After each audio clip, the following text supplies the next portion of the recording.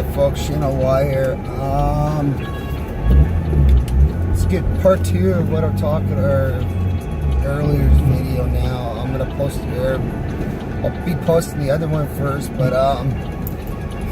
just gonna say I feel like the world's biggest jackass right now. Long story short, in the waiting room of the doctor's office, kid there, born in '94, I overheard that, but I mean it was loud enough, so it wasn't like you cannot help but hear that. So, 10 years younger than me, but he just keeps giving me this evil stare down, man, and the guy's dressed like he's J-Rock, which I don't really take too kindly to. Not saying that all of the guys that dress all hip-hop-y and stuff like that are goose, but from my experiences, especially guys I used to be friends with, including ones that just stopped being friends with, they are goofs and act like they're hardcore. So I'm thinking, oh man, not another Richmond person eyeing me up, thinking he's gonna get tough with me, because that's pretty sad reality, but I've been used to a lot of that over the years. And you can be looking as far away from a person as possible, and somehow you get eyes crossed and there's somebody just staring at you. Well, so I'm thinking, okay, this guy's got some sort of freaking issue, and some reason he wants to try to get all gangster, and he's gonna want to try to fight me or something, or start something.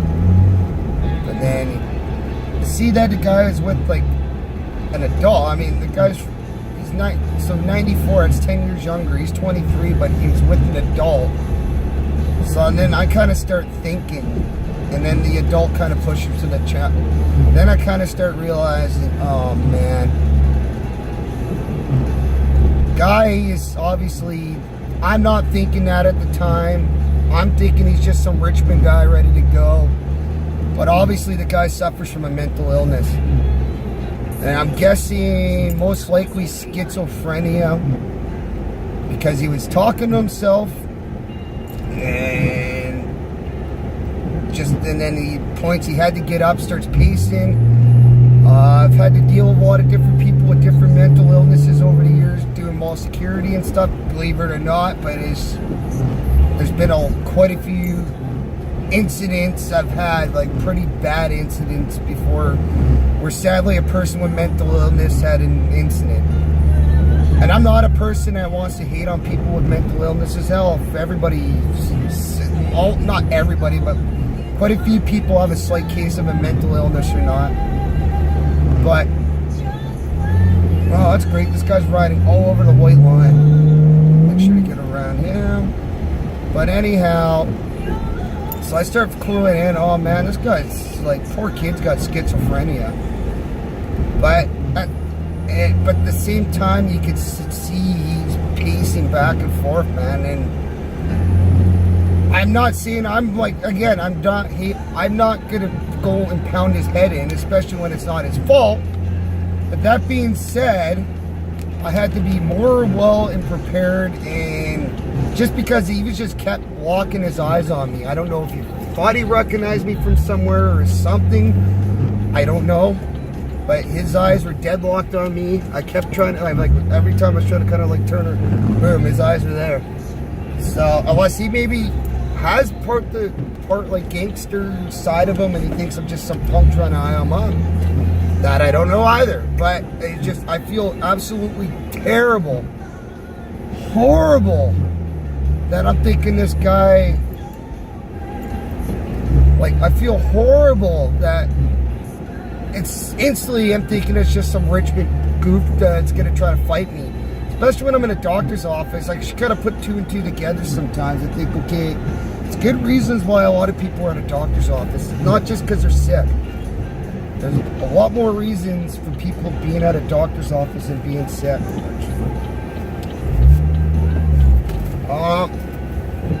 So I absolutely feel horrible that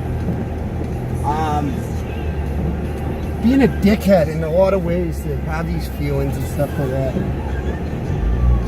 Yeah. So kind of now is where we're gonna get a point. Don't always judge a book by the cover.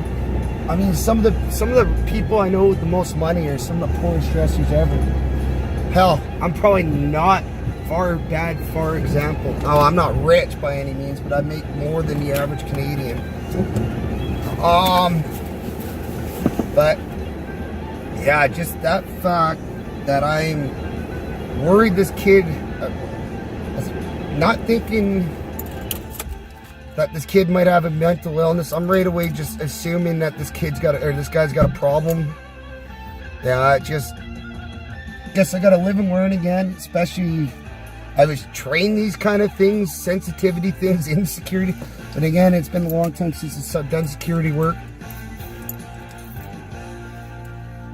But yeah, but I mean, yeah, it was really edgy moment because I haven't dealt with sleep well the last while. You'll see in this, or you saw in the earlier video.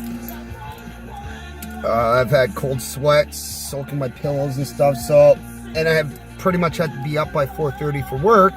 Well, I was up well before 4:30 due to like the soaked freaking pillows and crap again.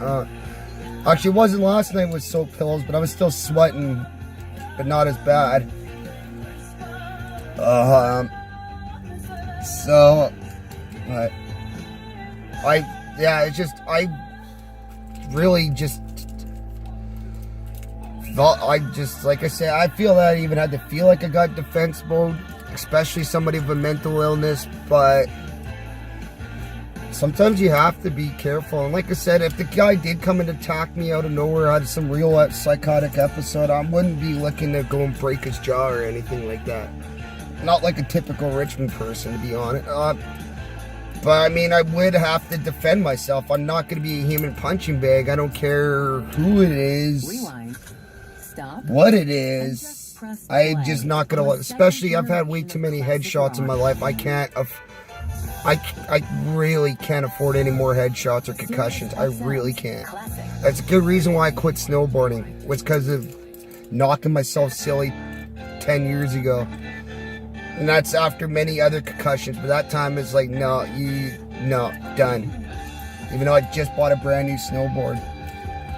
With all pants, spinings, boot. But I had to look after my brain. Even though I haven't always been the best at doing that.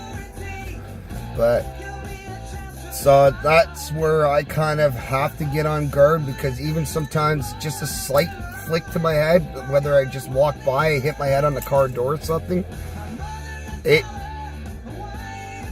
sometimes just a slight tap, I just feel this bad headache and soreness for a long period of times, and there's times I've gotten dizzy just again from my tap.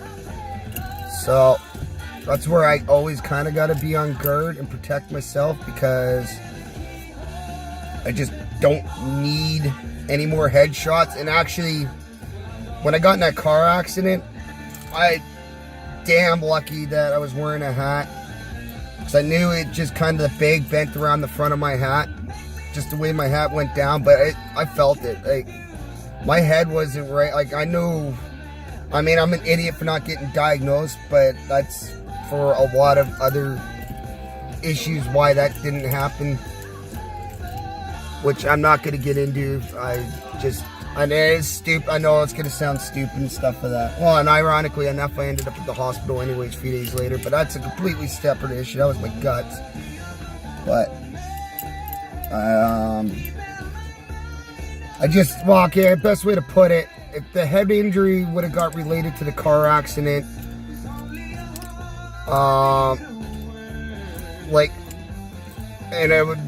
especially if doctors would have thought it was serious, I would have had to miss work, hence wage losses, and you're not covered. If it's an insurance claim, you are not, I don't know, it's weird how to put it, but you're not getting supplement payments to make up for your lost days of work.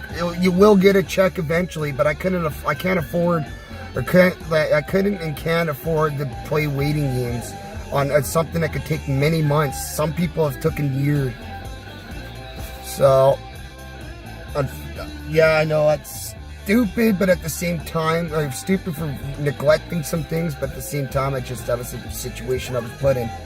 I cannot afford any more income loss for a long period of time, especially now with a wrecked car that day, because just the month prior when I was off work and then waiting for my insurance money, and that took months. By the time I got checks, it was so far apart too that I was pretty much living off my credit card and having to pay that. But now it's not even now. Now I'm kind of shows you that I fucking probably took way too many punches in the skull. Anyways, that's just pretty much it. I just feel bad that I had this judgment of somebody with a mental illness, thinking it was just a typical goof in Richmond. It's really got me more having to think about and learning more about myself. But again, like I said, just the way the guy was locking on, I still had to go, no matter what, I still had to protect number one, whether the guy could help it or not. But I feel bad, I feel guilty, I feel like shit for thinking that. So anyways, folks, that's part 2 after doctors. I gotta go. Peace.